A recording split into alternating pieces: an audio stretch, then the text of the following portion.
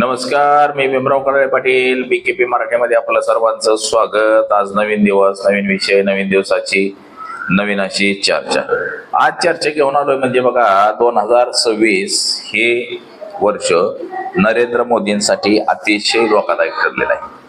2026 ला आंदोलनाची सुरुवात झाली, 27 ला एंड होतोय का काय, म्हणजे नरेंद्र मोदींच्या राजीनाम्यानं सगळं संपतंय का 2026 मध्येच आता राजीनामा होतोय नरेंद्र मोदींचा, हे बघणं गरजेचं आहे. परिस्थिती तशी निर्माण झालेली आहे की देशामध्ये पेपर लीक झालेला आहे, 69 वेळा फुटलेला आहे आणि विद्यार्थी एवढे आक्रमक झालेले आहेत, त्याचबरोबर इतर पक्ष सुद्धा एवढे आक्रमक झालेले आहेत. नरेंद्र मोदींनी जी यंत्रणा जी वापरली आणि विरोधी पक्षांना जे जेरीस आणले, यामुळं तसंच देशामध्ये जे महागाईचा उच्चांक झालाय, महागाई आहे, पेट्रोल डिझेल मिळणार लोकांना, शेतकऱ्याची अवस्था वाईट झालेली आहे, शेतीमालाला बाजार नाही, अशा विविध मुद्द्यांवरती आणि नको तिकडे पैसे खर्च केले जाते देशाचे. त्या कुंभमेळ्यासाठी 35,000 कोटी खर्च करतोय देवेंद्र फडणवीस महाराष्ट्रामधलं. म्हणजे अशा अनेक विविध घोटाळे आहेत आणि या सगळ्या घोटाळ्यांमुळं जनता त्रस्त झालेली आहे आणि आता जनता रस्त्यावर उतरायला लागलेले आहेत. लोक प्रश्न विचारायला लागलेले आहेत की या 12 वर्षातला तुम्ही आम्हाला हिशोब द्या. पेपर फूट, भ्रष्टाचार, सगळे भ्रष्टाचारी एका बाजूला गेले, म्हणजे हे विविध विषय आहेत आणि लोकांचा आता संयम संपलेला आहे, उद्रेक सुरू झालेला आहे आणि नरेंद्र मोदी घाबरलेले आहेत आता. तर याच विषयाची चर्चा घेऊन आलोय. तर चला, सर्वप्रथम आपण जर चॅनल सबस्क्राईब केला नसेल तर चॅनल सबस्क्राईब करावा, म्हणजे आपल्याला सगळं काय कळेल. संपूर्ण जर व्हिडिओ आपण बघितला तर देशामध्ये आंदोलनं कुठं कुठं सुरू आहेत हे सगळं आपल्याला कळलं. म्हणजे देशातल्या कोणत्या राज्यामध्ये कुठं काय कसं आंदोलन सुरू आहे हे सगळं आपल्या लक्षात येईल मित्रांनो. तर सर्वप्रथम आपण चॅनल सबस्क्राईब करावा ही विनंती आणि चला चर्चेला सुरुवात करूया. देशामध्ये आंदोलनाची ठिणगी खरं पाहता 2025 पासून सुरू झालेली आहे. ज्या वेळेसपासून म्हणजे 2024 ला ज्या निवडणुका झाल्या, ह्या निवडणुका सगळ्या नरेंद्र मोदींनी फ्रॉड निवडणुका जिंकलेल्या आहेत. म्हणजे मतदान कॅप्चर केलं, लोकांची मतं कमी केली, निवडणूक आयोगाला हाताशी धरलं, सुप्रीम कोर्टाला हाताशी धरलं, ईडीला हाताशी धरलं, सीबीआयला हाताशी धरलं, या सगळ्या लोकांना हाताशी धरून निवडणुका जिंकलेल्या आहेत. आणि जे जे घोटाळेबाज मंत्री होते, आमदार होते, त्या सगळ्यांना भारतीय जनता पक्षामध्ये स्थान दिलं आणि त्यांना उच्च पदावरती बसवलं. जसं विश्वंत शर्मा आसामचा मुख्यमंत्री, आता पश्चिम बंगालचा शुवेंदू अधिकारी, भ्रष्टाचारी सगळे, महाराष्ट्रातले सुद्धा सगळे, जसं अजित पवार 70,000 कोटीच्या घोटाळ्यामध्ये आणि भाजपमध्ये गेले की काय नाही. म्हणजे ही जी पद्धत आहे, या सगळ्यामुळं आता जनता वैतागली, जनता कंटाळली. लोकांना असं वाटायला लागले की नरेंद्र मोदी सरकार सर्वात भ्रष्ट सरकार आणि सगळ्यात बेकार सरकार, म्हणजे सगळ्या यंत्रणेवरती कब्जा करते असं लोकांना आता वाटायला लागलेलं आहे आणि तशा पद्धतीनं लोकांनी आता वाटचाल करायला सुरुवात केलेली आहे. त्याचबरोबर देशामध्ये वाढलेला भ्रष्टाचार, महागाई, पेट्रोल डिझेल, पेपर फुटीची प्रकरणं, अशा प्रकरणामुळे सुद्धा जनता, तरुण पिढी, तरुणांना नोकरी नाही, यामुळे सगळे त्रस्त झालेले आहेत आणि आता सगळेजण एक एक करून रस्त्यावरती उतरायला लागलेले आहेत. तर आता बघा, महाराष्ट्रामध्ये छोट्या प्रमाणात आंदोलन सुरू आहे, परंतु इतर ठिकाणी मात्र फार मोठी अशी आंदोलन. दिल्ली तर एकदम जाम झाले, 3 दिवस झालं दिल्लीमध्ये वाहतूक सगळी बंद आहे. आता आंदोलन कुठं कुठं सुरू आहे ते सुद्धा आपण बघू. दिल्ली, जयपूर, बंगलोर, हैदराबाद, मुंबई, लखनौ अशा ठिकाणी आंदोलन सुरू आहे. ते त्या जयपूरमध्ये तर अक्षरशः पोलिसांना पाण्याचा वापर करावा लागला, हवा ही करावं लागली, बरंचसं काय काय करावं लागलं. आता या सगळ्या ठिकाणी काँग्रेसचं जे युथ काँग्रेस आहे, युवा काँग्रेस विद्यार्थी संघटना, हे आंदोलन करते आणि त्यातच आता कॉक्रोच पार्टीनं सुद्धा उडी घेतलेली आहे. जी कॉक्रोच पार्टी मागल्या 5-6 दिवसापासून आलेली आहे, त्या कॉक्रोच पार्टीचं 24 मिलियन फॉलोअर्स झालेले आहेत. म्हणजे 2,40,00,000 लोक त्यांना फॉलो करायला लागलेले आहेत आणि या सगळ्यामुळं सुद्धा भारतीय जनता पक्ष असा हादरून गेलाय जाममध्ये. की हे जर लोक घुसले तर आपलं सगळं वाटोळं होईल. आता ह्यांनी सगळ्यांनी त्या शिक्षण मंत्री धर्मेंद्र प्रसाद याचा राजीनामा मागितलेला आहे आणि नीट बरखास्त करा असं सांगितलेलं आहे आणि याच्यासाठी लोकांनी आंदोलनं सुरू केलेली आहेत. आता बघा 21 तारखेपासून जयपूरला काँग्रेसचं भलं मोठं असं आंदोलन सुरू आहे. पोलिसांना तिथं वॉटर कॅनचा वापर करावा लागला. राहुल गांधी यांनी सुद्धा असं सांगितलं की नरेंद्र मोदी जोपर्यंत राजीनामा देत नाही, त्याचबरोबर धर्मेंद्र प्रसाद जे शिक्षण मंत्री आहे तो जोपर्यंत राजीनामा देत नाही तोपर्यंत आंदोलन सुरूच राहील असं नरेंद्र मोदींनी सांगितलंय. तर दिल्लीमध्ये सुद्धा NSUने नीट कार्यालयासमोर मुंडन आंदोलन सुरू केलेलं आहे. बंगळुरूमध्ये सुरजेवाला यांच्या नेतृत्वाखाली लोक भवनाकडे मोर्चा काढलेला आहे. त्यात कॉक्रोच मूव्हमेंट जे आहे, बेरोजगार तरुणांचा ऑनलाईन मेम आधारित विरोध हा नीटच्या विरोधात मोठ्या प्रमाणामध्ये त्यांनी सुद्धा सुरुवात केलेली आहे. तर आता बघा कोणत्या कोणत्या विषयावरती आंदोलन सुरू आहेत देशामध्ये. इंधन दरवाढ म्हणजे पेट्रोल डिझेल दरवाढ, गॅस दरवाढ, महागाई, शेतकऱ्यांचे प्रश्न, असे सगळे प्रश्न घेऊन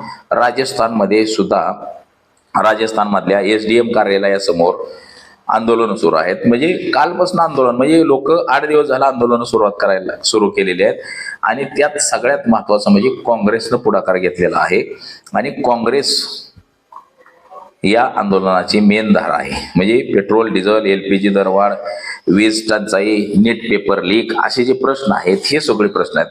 आता तेलंगणामध्ये सुद्धा आंदोलन सुरू आहे. तेलंगणाच्या हैदराबादच्या सचिवालयाच्या समोर कविता यांच्या नेतृत्वाखाली इथं आंदोलन सुरू आहे. त्यांची मागणी आहे धान खरेदी केंद्रानं तात्काळ सुरू करावं, शेतकऱ्यांना नुकसान भरपाई द्यावी, नीट पेपर हे असंच सगळीकडे सुरू आहे. LPG गॅस संबंधात आता संसद परिसरात सुद्धा नवी दिल्लीला आंदोलन सुरू आहे. म्हणजे ते राहुल गांधी, मल्लिकार्जुन खरगे यांनी या आंदोलन सुरू केलेलं आहे की बाबा हे जे टंचाई आहे LPGची, ह्याची सरकारनं ह्या सगळ्या प्रश्नावरती उत्तर द्यावं. महागाई वाढली, पेट्रोल डिझेल वाढले, ह्याच्यावरती उत्तर द्यावं म्हणून खासदारांनी सुद्धा दिल्लीमध्ये आंदोलन करायला सुरुवात केलेलं आहे. आता मोदींच्या इस्रायल दौऱ्याला सुद्धा विरोध करण्यात आलेला आहे. इस्रायलचा दौरा जो झाला मोदीचा त्याला सुद्धा विरोध गेलेला होता.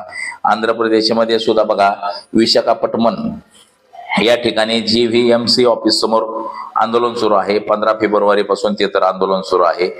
म्हणजे आता बघा मोदी हटाव हा कर्नाटक पासून सुरू झालेला पॅटर्न कर्नाटकच्या शिवमोग्गा या ठिकाणापासून 21 फेब्रुवारी पासून तिथं आंदोलन सुरू आहे युथ काँग्रेसचं आणि मागणी आहे जेफ्री एपिस्टीन फाईलमध्ये मोदींचा उल्लेख आहे म्हणून राष्ट्रपतींनी मोदीला हटवावं.